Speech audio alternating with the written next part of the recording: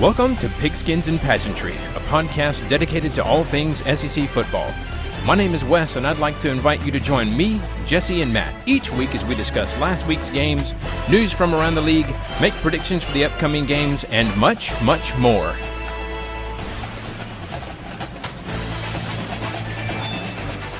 And what's up, everybody? It's Wes, and everything's fine, right? Like we just gave up 20 points to Vandy, lost the centerpiece of our offense, and have the toughest portion of our schedule left.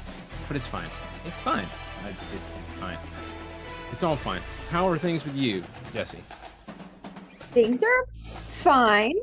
I think we'll get to it. I'm happy we got a win, but obviously there's some things to clean up. And, some of it is like wrapping up on tackles so that you can't, or you don't have somebody sticking around like a fly on a cow's ass or a gnat on a cow's ass. Or, yeah, didn't he say like a gnat on a fly's ass the first time or something like that? And I was like, what? Yeah, I mixed up at first. No, that was the best part. Anyway, Matt, what's going on, man? You okay? Why are you people here? I'm on vacation, by God. Go away.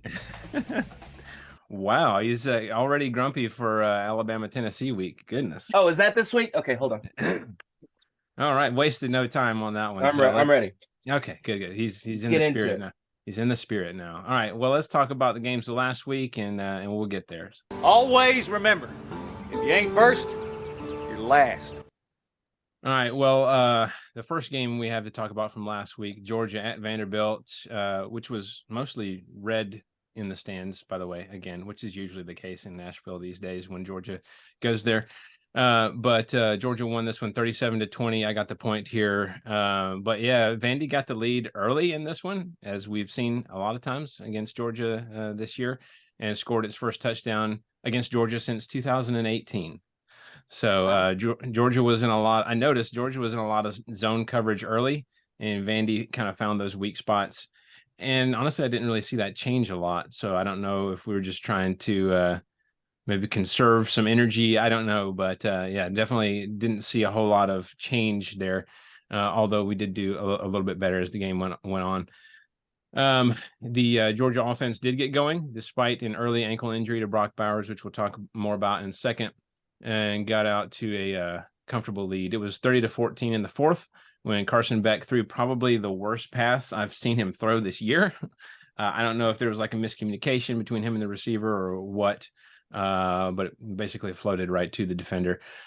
Taylor, who returned it to the one, and that was kind of weird if y'all saw that.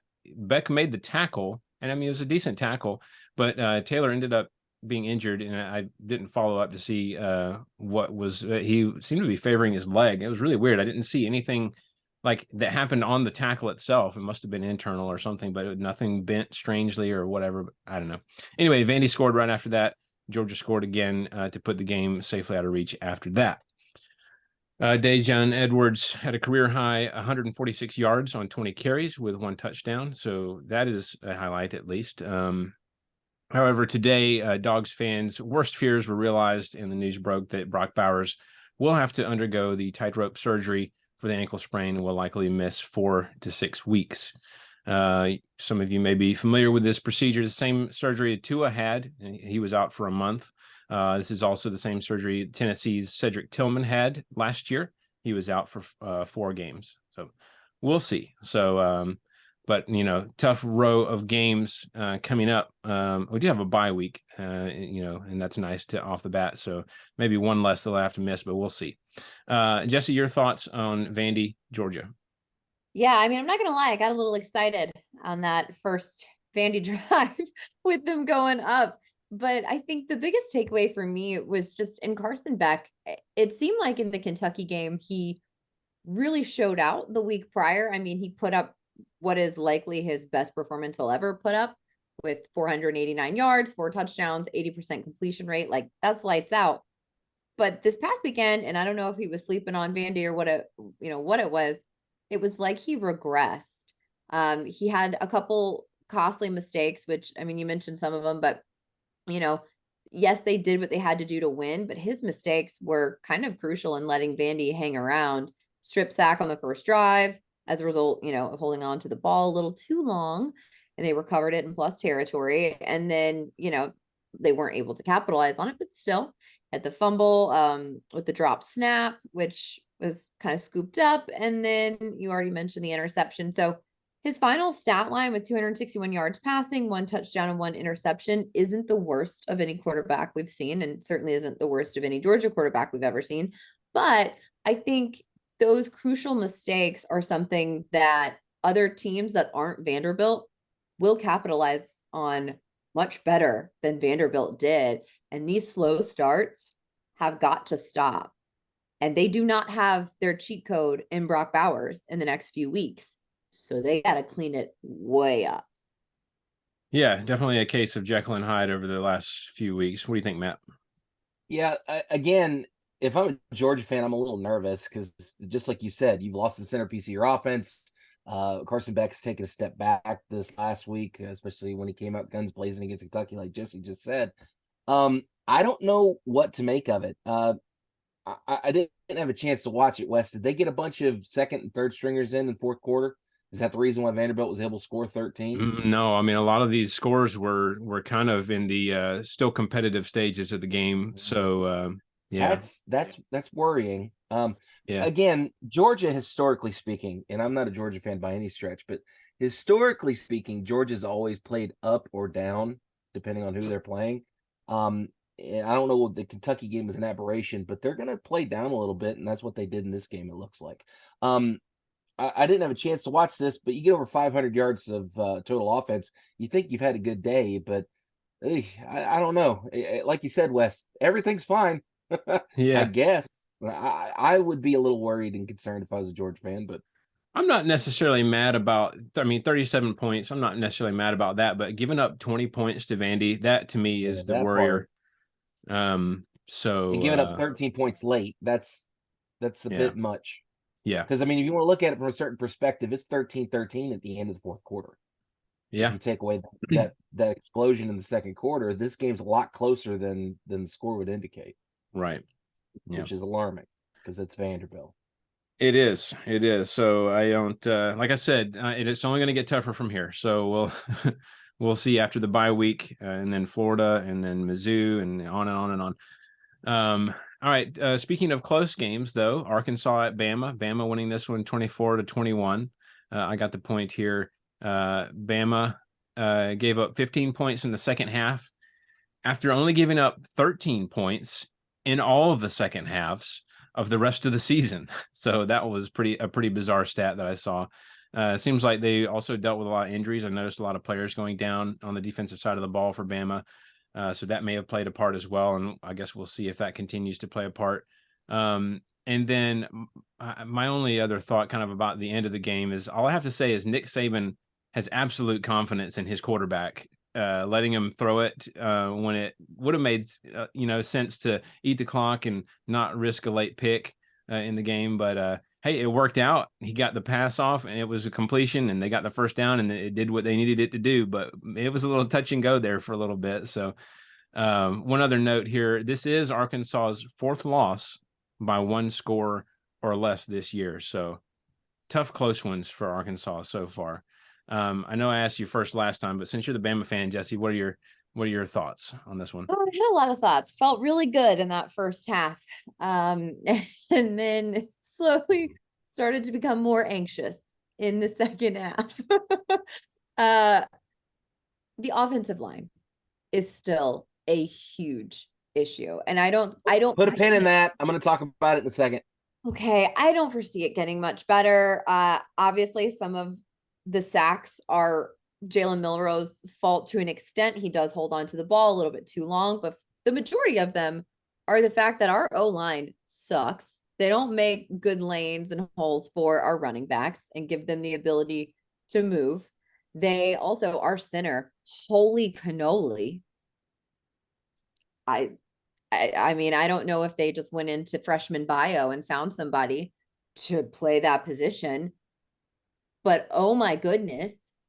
You mentioned, like throwing and passing from Milrow. The deep ball was decent, especially in the first half.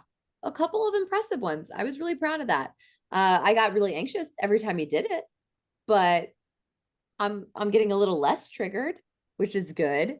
And then I think what happened in the second half and what continued to happen in these past couple games is Alabama has so many penalties and they are so ill-timed. They are so bad. There was 2 penalties. We had them on 3rd down, and had we not committed them, we would have been fine. And that's what put them back in the game. One in particular literally gave them the chance to score. They did score. Otherwise, the drive would have been shut down. And you can't do that, especially at home. Come on. And it's not disciplined. It's so bad. 2 seasons ago, we were plagued with the same thing. I don't know what's going on. Our pass rush was better, I thought. KJ Jefferson is huge. We saw that when our guys couldn't take him down. That was one of the best plays I've ever seen a quarterback make. It's insane. He's huge. But also, I don't know what the rest of our team was doing. It was like we were just standing there and like, he can't get him down. Right. Huh. He's like got it. Standing around just watching. Oh, look at Everybody that. just stood there. And I was like, what are you? Go help. Do something. But kudos to KJ Jefferson. That was probably the best play of the game. That was really cool. I will also say, I do not appreciate the douchebaggery that Jermaine Burton was showing in this game. It was not appreciated. There was no need. It's like after every play, and granted, I don't know what's being said to him, right? Like I don't know what people are mumbling to each other. But like, stop. Wasn't he also shushing like the crowd? I'm like, dude, you're at home. You don't want the crowd to, like. I think when he was doing that, that's where the away section is. Oh, that's was like that they were one okay? Sliver where like the band is and like the fan. I did want to point out he also pushed a girl over after the Tennessee loss last year. So yeah, she oh yeah. He has, I think, some anger issues. Yeah.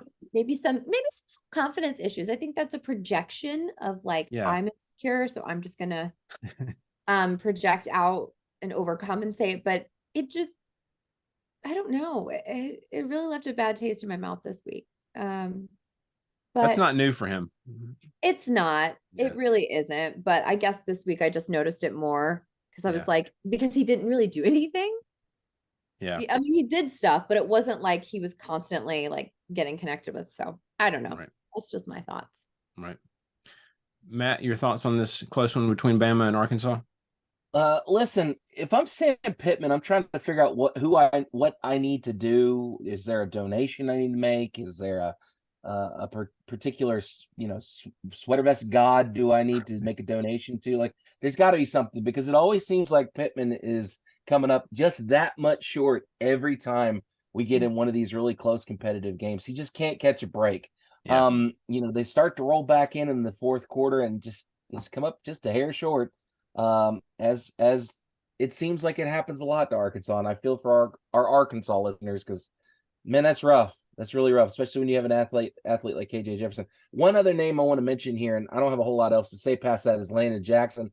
3.5 sacks in this game. Dude was all over the place. He was leading tackler with 11 tackles as well. 7 solo tackles. So he was causing havoc, to say the least. And that sack stat's going to come back into play when we talk about Tennessee Bama this weekend. So put a pin in it. We'll come back to it. He was lights out. I mean, he did an excellent job. And it's like Coach Saban said the week leading into this game, and I don't think the players took it to heart. Arkansas is better than their 2-4 record showed. Completely agree. And just look at what they've lost by. Exactly. And I don't think our team took that seriously. Yeah. I think they do now. Yeah. Yeah. And maybe that helps down the road to take other teams more seriously. Let's hope not. Let's hope. Yeah. I don't know. I think they were already taking Tennessee seriously. For one more week. Let's be honest. I'm pretty sure this one's been circled since last year. So yeah, that O-line is not getting any better. Yeah. All right. Speaking of Tennessee, Texas A&M at Tennessee. Tennessee won this one 20-13. I got the point. I was the only one to pick Tennessee. What's up with that? That was weird. I had no faith. I'll be the first to admit I did not have any faith in my boys. I was pleasantly shocked. Well, Coming I mean, off so a game with Texas A&M, I was like, okay, maybe Yeah. they could do it. yeah, no, I get it. That kind of makes sense. And and your fears were still founded, Matt, even as the game went along, because Tennessee gets its first win under Josh Heupel when scoring less than 30 points. Up to that point, I think they were 0-6. I think. Oh yes, Something no, like that. 0-7. It was a bad stat. Yeah. They mentioned during the broadcast. I'm like, why are we talking about this late in the fourth quarter? Let's shut up and work on something else. Well, now it's not an offer anymore, but yeah, one of the themes here for both teams was missed opportunities. We saw it all game long, guys. Missed field goals and missed opportunities downfield, throwing it and things like that. D. Williams returned a punt in the third quarter for the Vols that was huge in this game. And then my only other note really about this one was how easily the Vols could run the ball, whereas on the other side, A&M not so much. So I think that was another major factor in this one. So Matt, what do you got on Texas A&M at Tennessee? So I do want to go on record stating that I did not believe in the boys. I thought A&M was going to come in here and win by 2 scores. I think that was what my prediction was. I don't remember exactly, but boy, was I glad to be wrong. When we went into halftime down 3 points, I was like, okay, we might be able to hang with them a little bit, because I was convinced that A&M was going to come out guns a-blazing and throw all over the defense. I could not have been more wrong. Max Johnson has a decent day. He's over 200 yards passing, but 2 really crucial interceptions. Yeah. And then the run game is non-existent for A&M. The defense really ratcheted down and was able to really get after them. They made Max Johnson's job incredibly hard, especially in that second half. They were in his face constantly. They were running around. They were flying all over the place. Again, 2 big interceptions. I don't remember. Kamal Haddon, who got booed by Tennessee fans after the Florida game. He's had a heck of a turnaround since then. And it's just been, and that big return by D. Williams pretty much blew the game open. I was really happy with the crowd. It was checker kneeling, so it looked really good on TV. The crowd definitely came out to play. And Josh Heupel in his post-game interview said that he'd like to thank the defense and the crowd, and he was pretty pleased with that. Aside from that, the only real big criticism I have here is Joe Milton is still having issues. He throws another pick in this game on what should have been an easy look off. I almost said Brent Musburger. Musburger hasn't called a game in a while.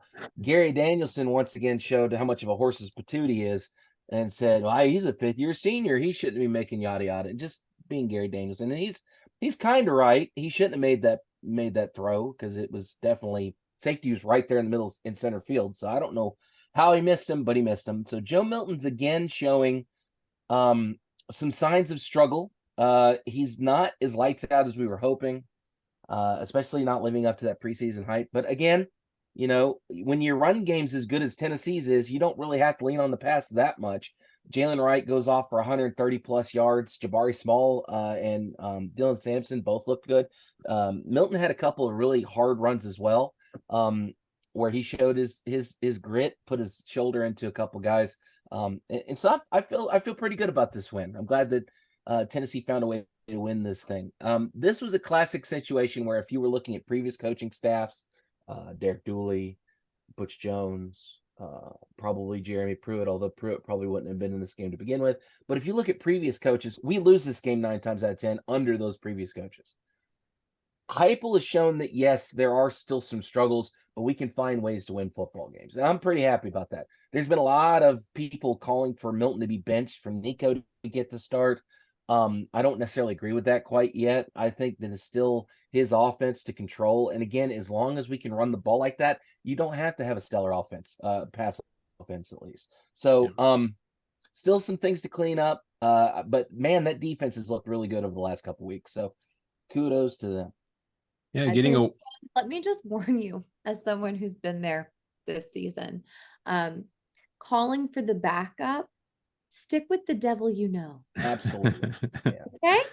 Okay. Nico's come in relief a couple of times, and he's looked okay, but he's not looked light years ahead of Joe. So let's pump the brakes on the bench Milton movement, and let's stick with the guy that got us here. Yeah, stick with the devil, I promise it's better.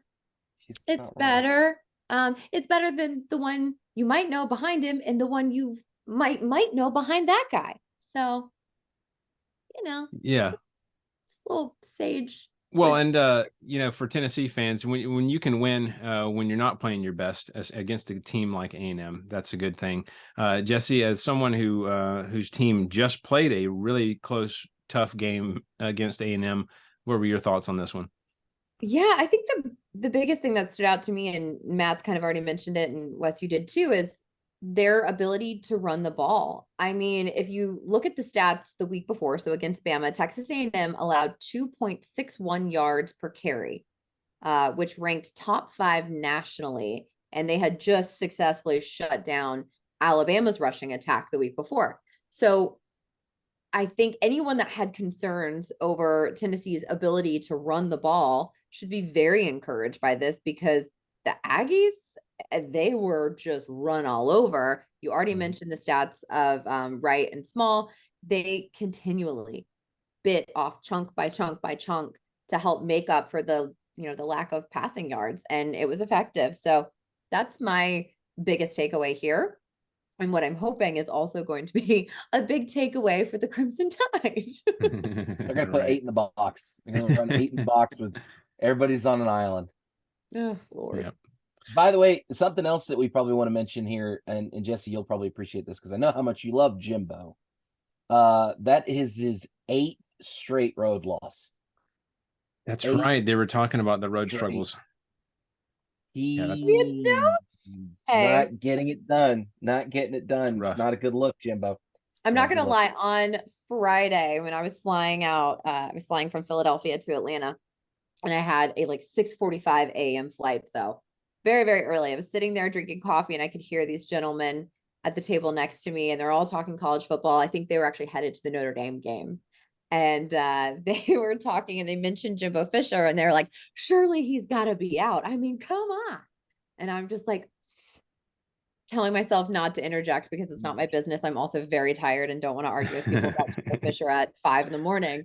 But it's honestly, dudes, you would think, but not so fast, my friends, because they spent a lot of money on him. And I don't know what the contract looks like for our little offensive coordinator friend either.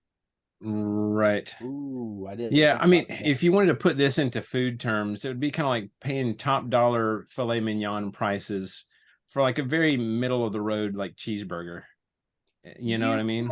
You ordered filet mignon and you were like, I want it medium. I want it medium rare even. And it comes to your table and it's well done. And they I don't mean one steak. That is a war crime. That is a war crime. And it should not happen. It really is. And they're like, would you like A1 with it? And you're just like, oh, no, no. And when I say cheeseburger, I don't mean like a McDonald's cheeseburger. I'm not trying to shortchange it. Granted, Jimbo has won some games, right? But if we look at the stats, very average, especially if you compare it to, his predecessor, who they got out of there.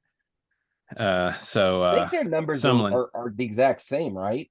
They're very close. Didn't we look at the end of last season? I think the numbers are, there might be 1 or 2 more wins under Jimbo, and they're paying him a lot more than they ever paid Kevin Sumlin. I think we did an episode last year, the title of which was Kevin Sumlin, You Up? That might be something that they want to resurface. Yeah.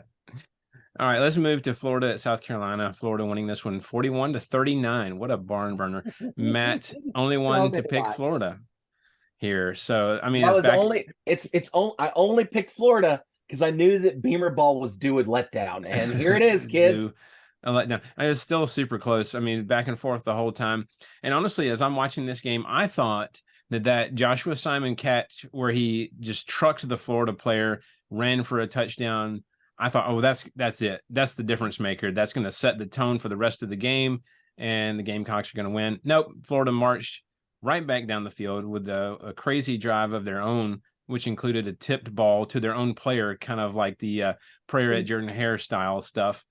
And then they scored to go ahead. And there was still drama. It wasn't done then. They still ran, the little play at the end to try to run timeout and took the safety. And I still don't understand why he stepped out on the back, because he still had time. I don't understand why he didn't just keep running, and they might have actually ran the clock out. Anyway, took the safety, did the safety kick, and then Carolina tried to do their little flip the ball back and forth, and that didn't really work. So that was all she wrote for that one.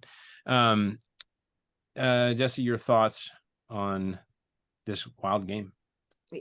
Honestly, a wild game. I mean, the moment you think the momentum is shifting, it's back on the other side. If you're someone that likes offense, this was a game for you. I mean, offense. Look at those stats for those two QBs, man. It's crazy. I'm glad you mentioned that, because that's like the one thing I wrote down. Graham Mertz, obviously for the Gators, Spencer Rattler for the Gamecocks, combined 736 yards and 7 touchdowns passing. Oh my goodness. Just offense out the wazoo. It was insane to watch. I think anybody in the Florida faithful that may have had some concerns about Mertz, this game lightened their spirits a little bit, because he was in control. It was lights out passing for him.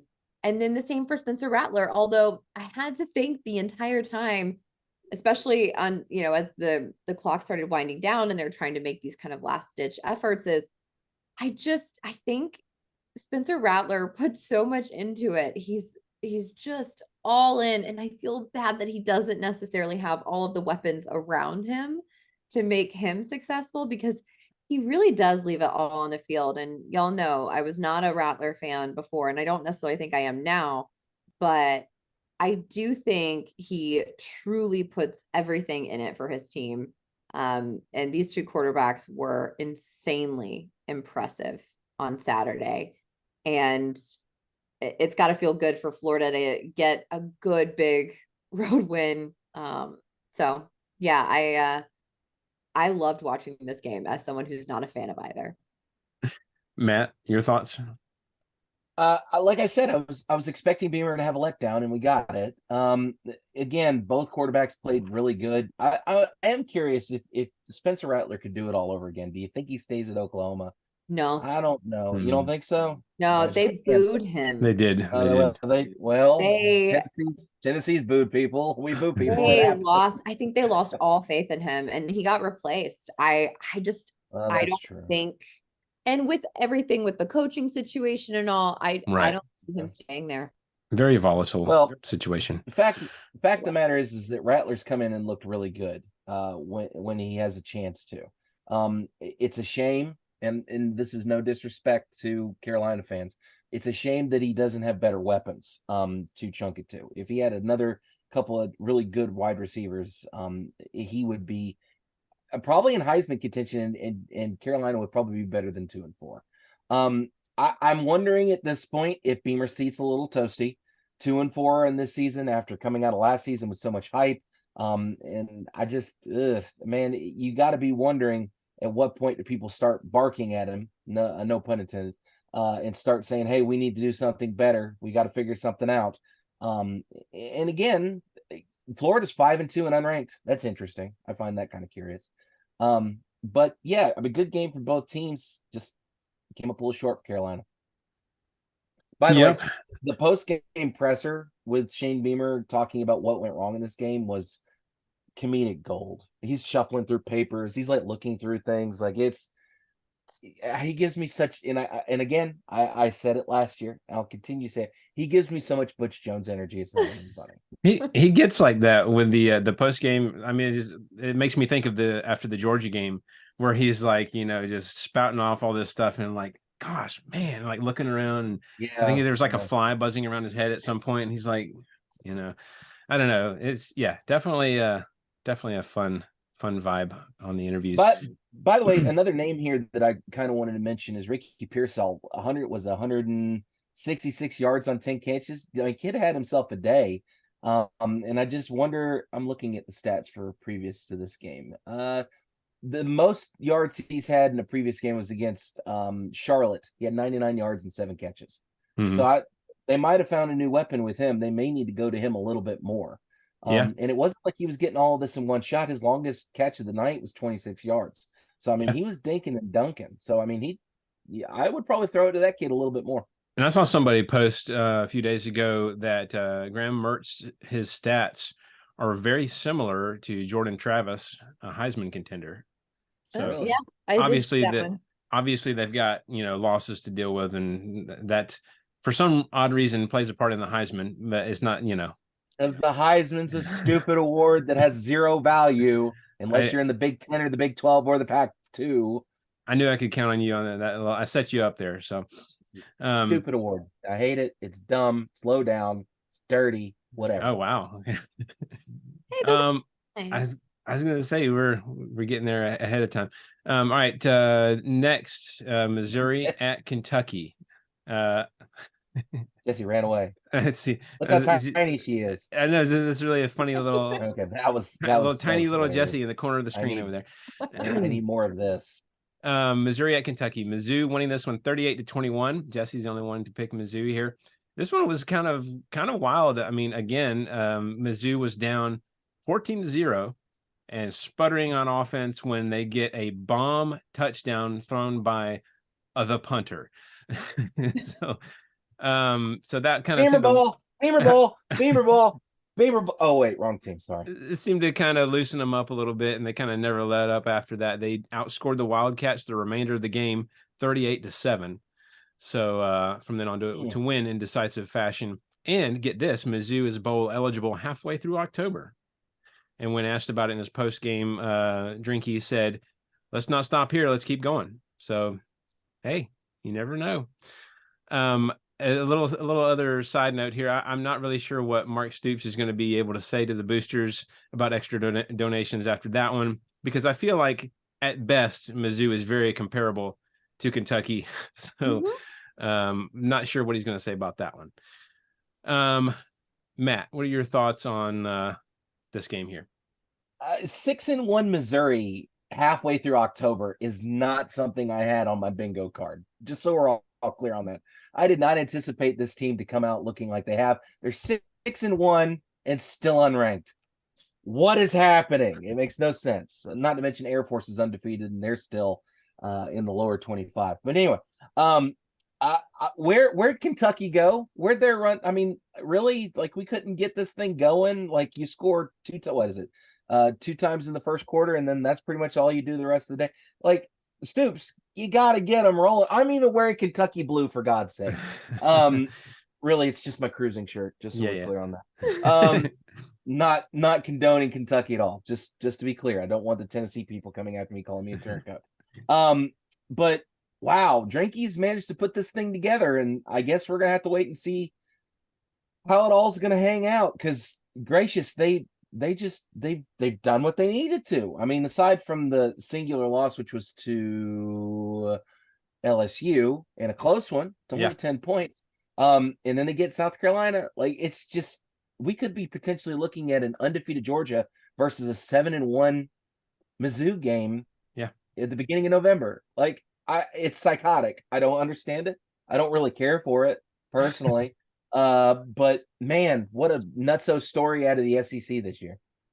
Yeah, no kidding. Jesse, your thoughts on this one?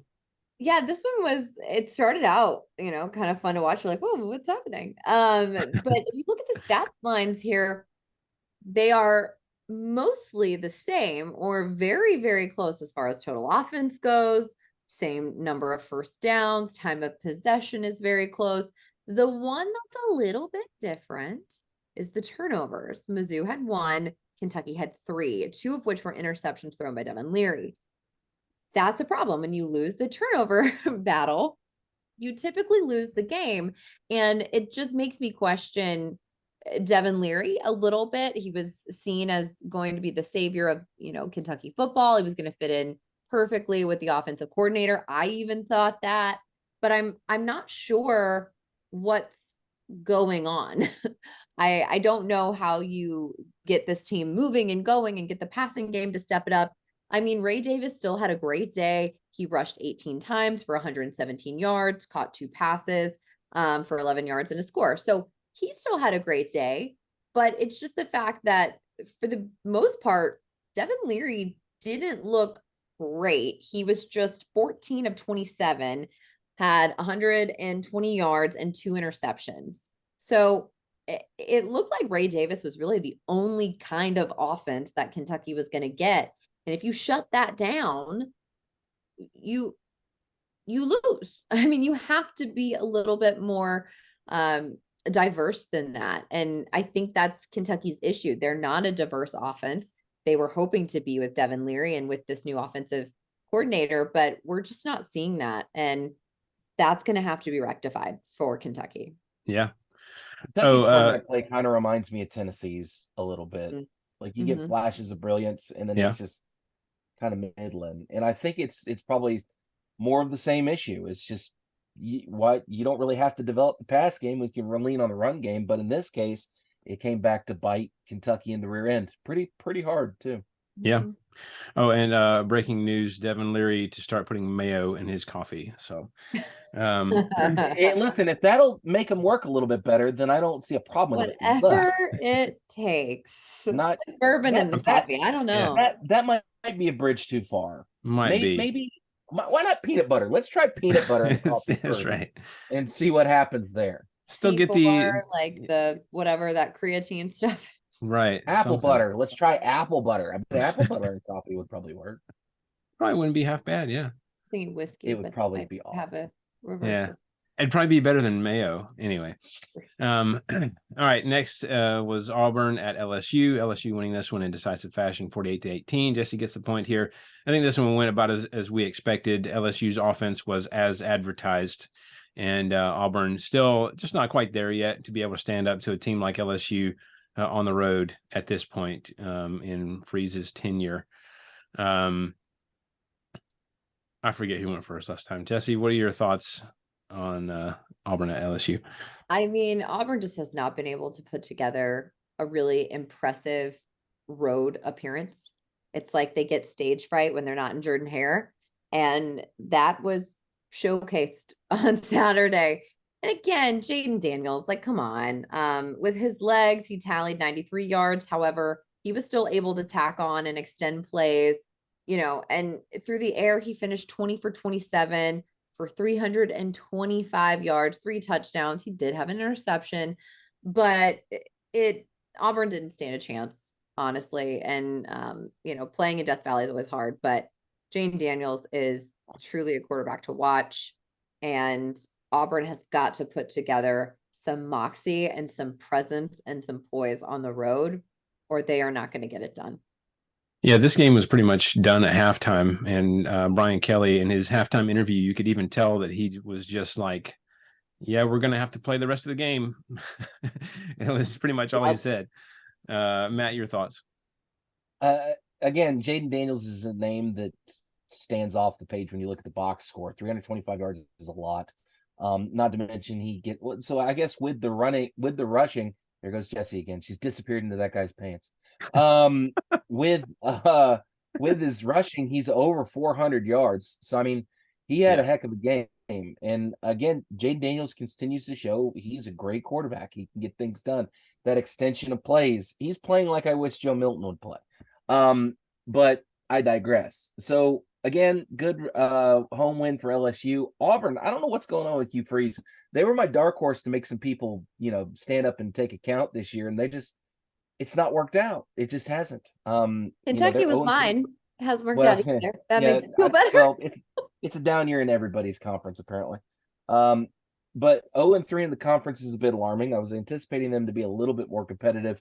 And it doesn't get any easier from here. So the rebuilding on the Plains might take a little bit longer than we originally intended.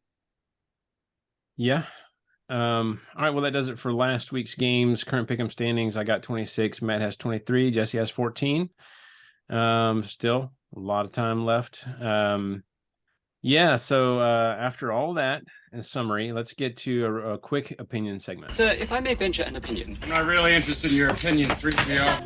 Yeah, well, you know, that's just like your opinion, man.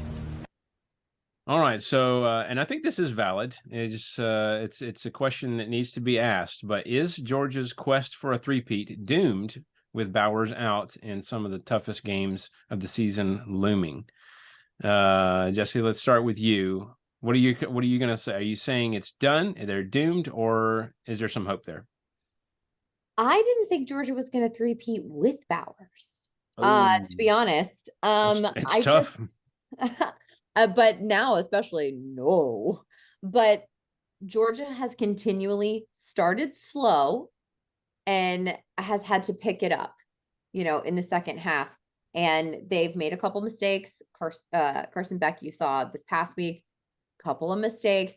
And without Bowers, I think those only get worse. I think when you start to get into the playoffs and you're playing teams that aren't in the conference, unfortunately, a lot of those out-of-conference teams look pretty darn good this year, and they're going to catch Georgia sleeping. Someone is going to catch Georgia sleeping, and they are going to exploit it.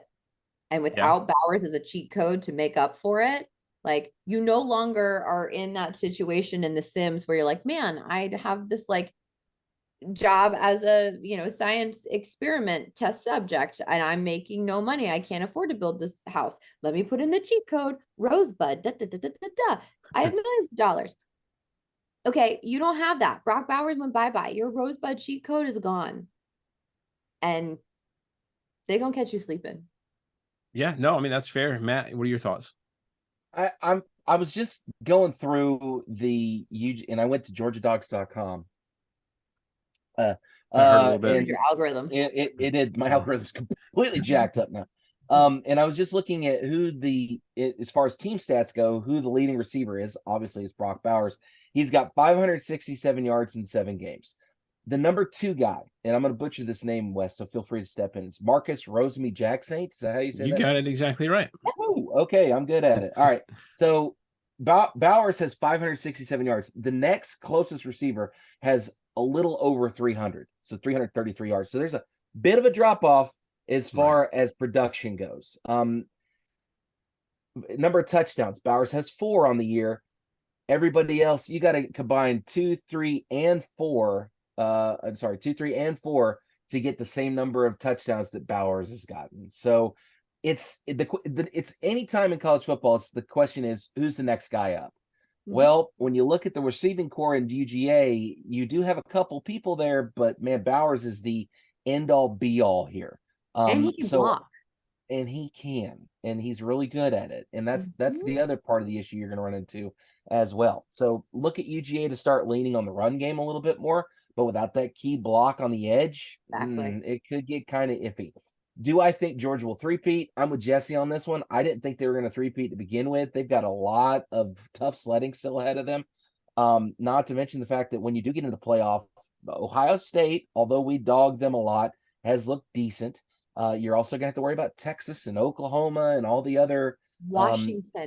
Washington's come out of nowhere. So again, you're going to have to worry about those out-of-state conference or out-of-conference games as well once you get into the playoffs. So Bowers is going to have to come back. But here's the other problem. If Bowers is out 4 to 6 weeks, let's go ahead and pretend it's going to be 6. If he's out 6 weeks, does he even bother coming back?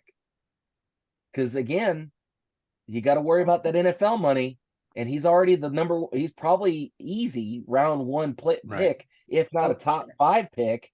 He might decide in his own best interest to go ahead and declare for the draft and call it a night.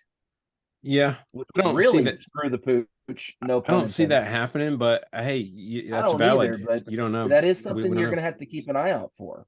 So no, I don't think George is going to be able to pull this one off.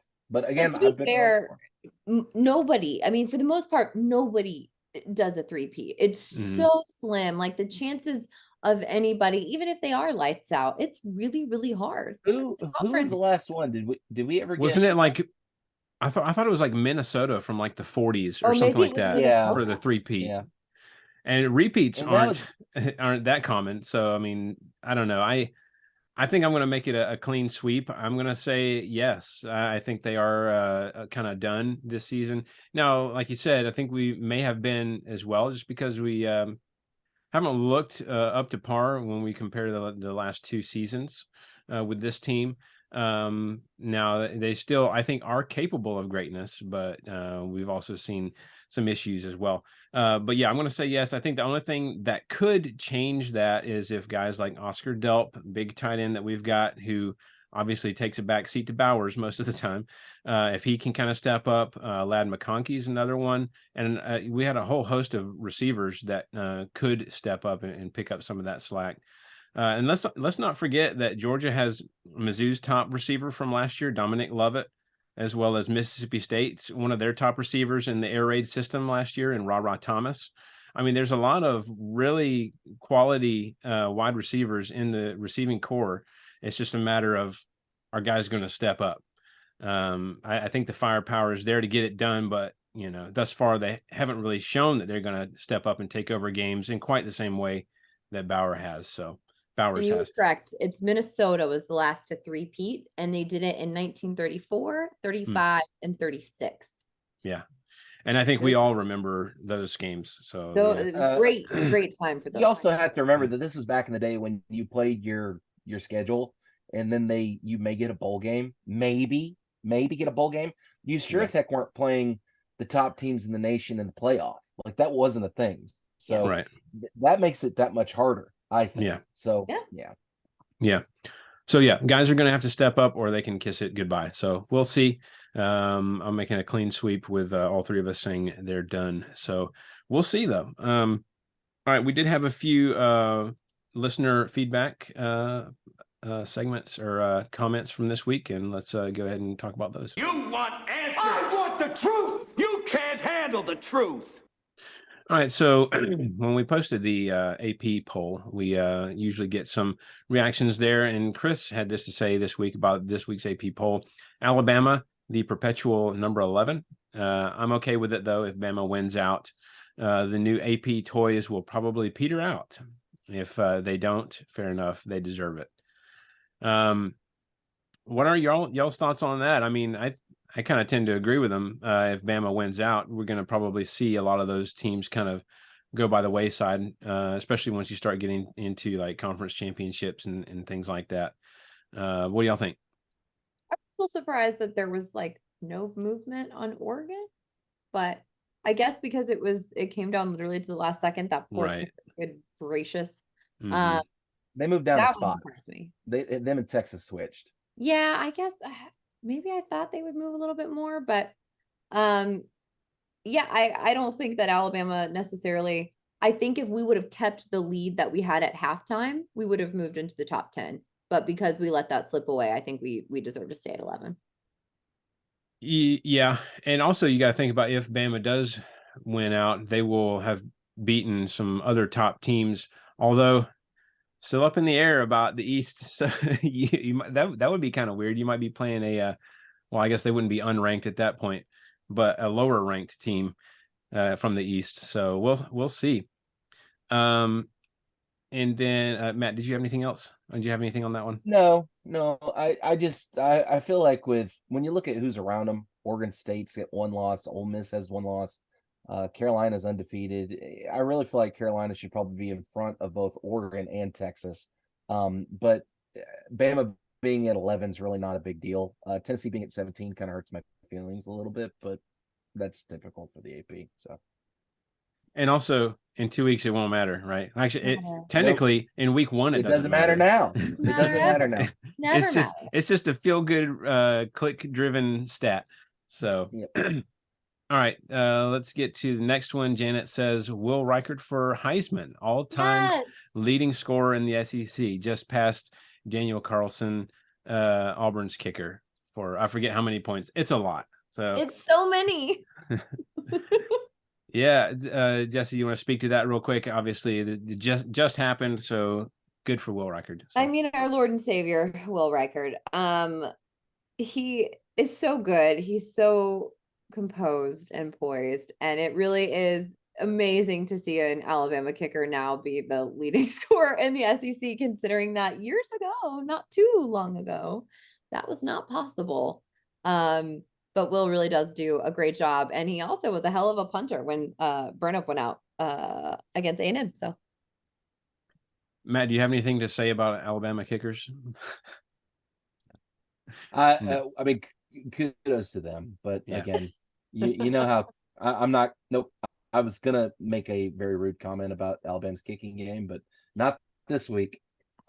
Oh yeah. Also, and I somehow skipped over this, but wasn't that was Saban's 200th win, right, at Bama? So another milestone there, kind of a twofer. So good for them. All right. Well, let's go ahead and get into the upcoming games. Ladies and gentlemen, let's get ready to rumble!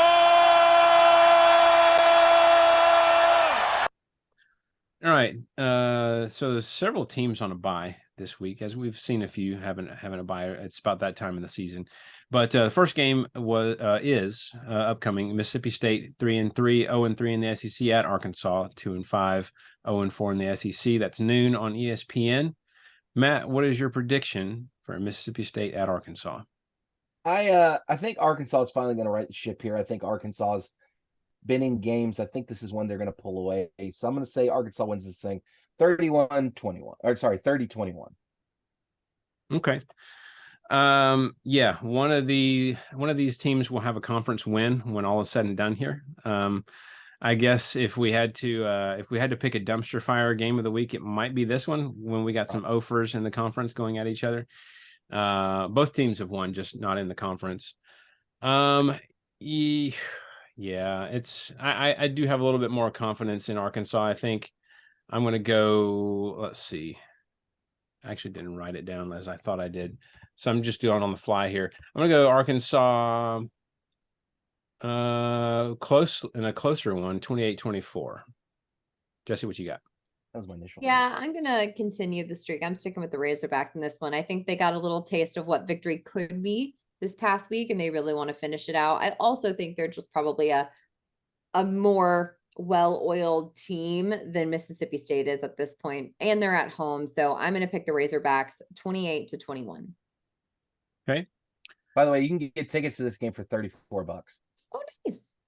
So there's that. Good Woo time to pig. family. That's Come awesome. on out. Bring the kids. Yeah, that's right.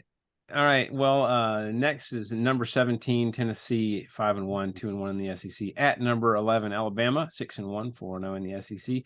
3:30 on CBS. Matt, how are you feeling about the Vols in Tuscaloosa? The look says it all. I here's the thing. Last 2 weeks I've picked against them and they've won. And I'm scared to pick them now. Oh God. Dude, Jesse, go ahead. I have to ruminate. Oh my. I'm fine if you pick against them. I would just like to say I hate Tennessee. I don't like their colors. It's that inside of a pumpkin puke orange that you can't sit with. I don't say anything rude about Bama when it's Bama Tennessee week. I do like Dawgs. I think Smokey's very cute. Oh. That's the nicest thing I have to say. But in all actuality, in this game, I am extraordinarily nervous. Last year was the worst ever. It was deflating and terrible, but I think, and I hope, despite the fact that we lost a lot of people from that team, that the taste of defeat and hatred is fresh on everyone's palates. So I'm hoping at Bryant-Denny we can get it done, but I think it's going to be a close one. I think these teams are really going to fight it out. They always do. So I am going to pick the Tide in this one, but it's going to be a very, very close one. It's going to provide a lot of heart arrhythmias and anxiety, but picking the Crimson Tide 31-28. Matt, are you ready? Yeah, I guess I can go ahead and give my spiel. Interesting little stat for this. I saw this earlier. I can't remember where I saw it, so I can't reference it. But Bama is the worst team at stopping the sack this season thus far. They are ranked dead last in the SEC. Tennessee, on the flip side of that, is one of the most successful teams for tackles for losses and for sacks. I think that's going to come into play. I'm going to pick Tennessee, and I hope to God the way it's been working doesn't work against me here. But I'm gonna pick UT. Bama's favored because this is at Bryant-Denny. But I think Tennessee's going to win this thing. I think Tennessee wins 35-28. I hope. In fairness, I think you have picked Tennessee before and they have won, so I don't think it's it's a be all end all type of thing. But the trend of the last couple of weeks, though, Wes. Right. I got you. Yeah, this one's difficult for me to pick too. I feel like both teams, I feel like both teams taking steps back from last year. Both of the teams have. I feel like Bama took more steps back than Tennessee initially, especially at the beginning of the year. So I feel like Bama has improved as the year has gone along. So from that standpoint, I'm going to say Bama's going to win this one 28-21. The Bama fans storm the field. They take the goalposts down, and they throw them in the river, and they rip up the field sod, and they sell it on eBay. Look at Jesse's face. Look at Jesse's face right here. Oh man, yeah. Absolutely not. Jesse would be like shouting up. She would drive there and tell people to stop. I really would. I'd be so incredibly embarrassed. I would laugh so hard. I don't want that to happen. It's very hard to get to the Black Warrior River from Bryant-Denny, especially with the post. Is not easy. True. I did not know that there was even a river in Tuscaloosa. Oh yeah. Alabama's campus. I've learned something. Yeah, Alabama's campus backs up to a river, and then on the other side a train track. So it's literally sandwiched in, and it's very hard to expand. Hate that for you. Yeah. That's why we've taken the old insane asylum and made it into classrooms. There you go. I guess you could do it like long ways too, right? Just make a really long and wide campus. There's probably some sort of rule against being taller than the chimes or something, I'm sure. Yeah, there you go. Something. Yeah, I don't think anything is. All right. Well, yeah, that's going to be a good one to watch this weekend. Next, South Carolina at 2-4, 1-3 in the SEC at number 20, Mizzou. 6-1, 2-1 in the SEC. That's 3:30 on SEC Network. Matt, your prediction for South Carolina at Mizzou? You see it. Jesse saw it. I'm doing it. It's gonna happen. I'm picking the upset. South Carolina finally gets their act together. Beamer gets his signature win for the season. Okay. Beat Missouri 33-30. Okay. I like, in a really roundabout, weird way, I love the logic on that. So, I mean, I get it. By the way, that 33 will be in the expiring moments of that game. Special teams will once again result in a win for Beamer. Okay. I think I'm going to take a little more conventional direction. Mizzou's rolling. I just don't see South Carolina giving them enough of a fight, especially on the road. Mizzou's just an odd place to play. It's tough.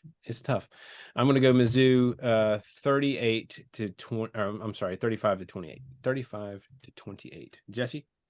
I mean, in a place that is known for a toughness Tuesday, it's got to be tough. They will have an actual circle of wagons in the middle of the field. Outside. I too am going to pick the Tigers in this one. I just don't know that South Carolina has enough to get it done. And I don't know why, because I would have at the beginning of the season thought that these two teams would be either opposite or in very similar places. And I don't know what's happening in the East. I don't pretend to know. So I'm going to pick Mizzou 31-24. All right. Next, number 13, Ole Miss at 5-1. 2-1 in the SEC at Auburn, 3-3, 0-3 in the SEC. 7:00 on ESPN. Matt, your prediction? I really wish I could pick Auburn here because it's at home, but man, Auburn just hasn't done anything to really impress me this season. So I'm gonna go ahead and pick Ole Miss. It's gonna be 35-20. Okay. Yeah, Auburn is tough at home. Just ask Georgia. Ole Miss wins here, but expect Auburn's defense to keep things close. I'm going to go Ole Miss 31-24. Jesse? Yeah, I just don't think this Auburn team has enough to get it done, even though it is in Jordan-Hare and it is a night game. I think that Mizzou's offense is just going to stick it to them. So I am going to pick the Rebels 35-17. Okay. And then the final game, Army at 2-4 at number 19, LSU 5-2, 7:30 on SEC Network. Matt, what you got? Army? Why are we playing Army in October? What are we doing? Weird. Is this LSU's homecoming? Like, I just Probably. Yeah. to quote Lee Corso, forget about it. The LSU 42-14. Yeah, and this will be a blowout to cap off the evening. I've got LSU 45-14. Jesse? Yeah, they pulled Jaden Daniels early in this one. A lot of guys that haven't gotten a lot of playing time get some playing time here. So I'm going to pick the Tigers 42-17. And just remember, y'all, don't hurt America's heroes too badly. Yes, let's avoid that. So that does it for the upcoming games. Florida, Georgia, Kentucky, Texas A&M, and Vanderbilt all enjoy a bye week this week. So a lot of people getting some rest about halfway through the season. So Jimbo's probably looking for a new job. Oh gosh, yeah, he's dragging his Christmas tree out to the road. The situation in the East. So let's just kind of cap both divisions here. Situation in the East is pretty wide open. You got Florida, Missouri, and Tennessee. They all only have one conference loss so far, and all of them will play Georgia at some point, giving them the opportunity for that head-to-head advantage. So the East is just all kinds of out of control right now. Situation in the West, unless Bama drops 2 conference losses from here on out, it's really going to depend on that game between them and LSU that's coming up. So that is the divisions as they stand right now. So all right, well, exciting games coming up. Really appreciate everyone listening to us. If you'd like to contact us, please hit us up on email at pigskinsandpageantry@gmail.com. We are at Pigskins and Pageantry on TikTok, Instagram, and Facebook. We are at PPSEC Podcast on X. We are available for download on iTunes, Spotify, Amazon Music, TuneIn Radio, and most podcasting apps for iPhone, Android, and other operating systems. If you enjoyed the show, please subscribe and review. We'd appreciate 5 stars. That would be awesome. Matt is ready to go back on vacation already. He's like, I'm out, guys. See you later. But until next time, this is Wes. Go Dogs. Y'all remember, they low down, they dirty, and they some snitches. It's Tennessee Hate Week, y'all. Do it right. Roll Tide. Let's get something clear right off the bat. Friends don't let friends pull for Bama. Go Vols.